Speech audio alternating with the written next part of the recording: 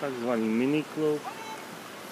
Tamhle vzadu máme minigolf, tenisové hřiště. Tady máme hlavní budovu. Tohle bazén, kolem jsou lehátka, ty tady zastavené jsou vidět. Tady na té straně taky. Nám to zrovna prší, říká nás nějaká bouřka. Tamhle dole u bazénu máme bar, který je otevřený do 1 hodiny v noci, od 10 ráno.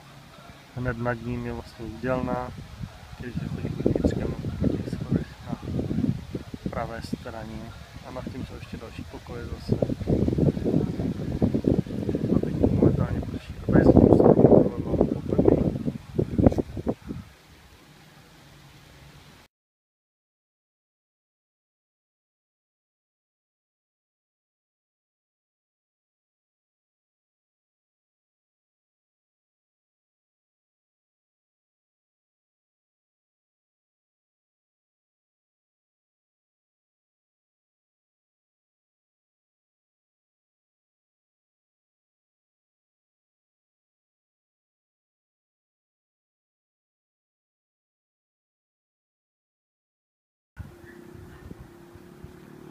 To je náš hotel.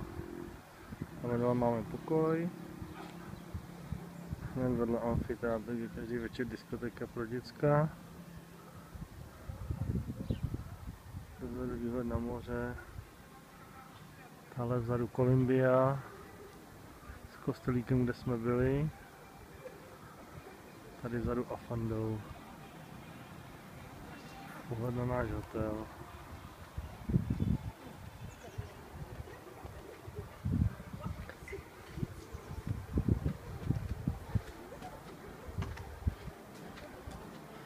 Hotel je plný Rusáků.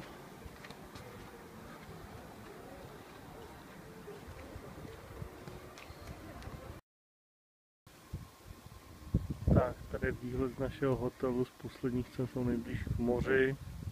Tak tenhle kousíček tam máme k moři 100, možná 150 metrů, ani ne.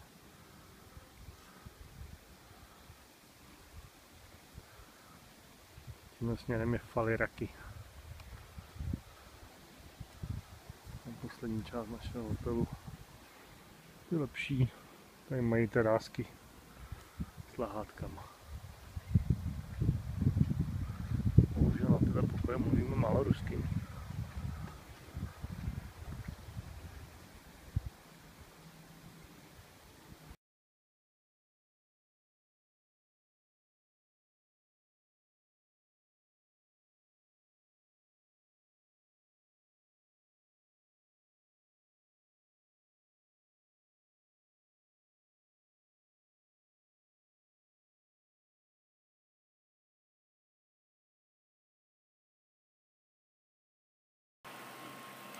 Touhle krásnou uličkou chodíme k moři. Tady je náš hotel vzadu, není vidět za těma rostlinkama a tudy jdeme k moři. Cesta je zprvu betonová, posléze šotolina. Faliraki a tam je Columbie.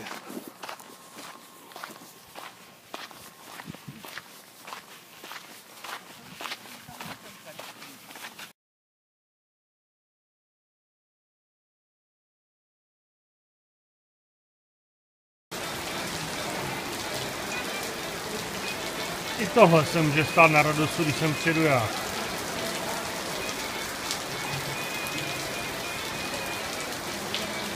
Ale máme co pít. A baru je toho taky ještě mráz. Barmani to hezký. Já bych se toho nebál.